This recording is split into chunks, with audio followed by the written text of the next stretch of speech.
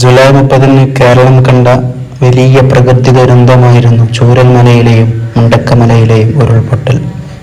രാവിരുട്ടി വെളുക്കുമ്പോഴേക്കും മണ്ണിനടിയിലൂടെ ഒലിച്ചുപോയത് നൂറുകണക്കിന് മനുഷ്യജീവനുകളായിരുന്നു. മനസ്സിൽ സ്വപ്നങ്ങളും പ്രതീക്ഷകളുമെല്ലാം ഒരു രാത്രി കൊണ്ട് ഇല്ലാതാവുകയായി.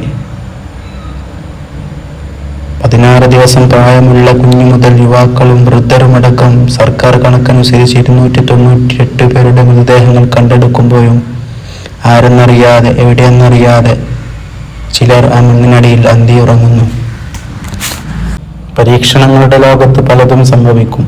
അതിൽ ക്ഷമിക്കുക, അതിൽ ഭരമേൽപ്പിക്കുക. മരിച്ചവർക്ക് അല്ലാഹു ഷഹീദിന്റെ കൂലി നൽകട്ടെ.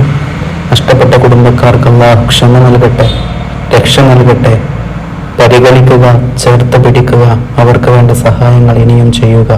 പ്രത്യേകിച്ച് സർക്കാർ ഇടപെടലുകൾ ദ്രുതഗതിയിൽ നടക്കുകയും അവരുടെ ജീവിതമാർഗങ്ങൾ നടപ്പിലാക്കുകയും ചെയ്യുക.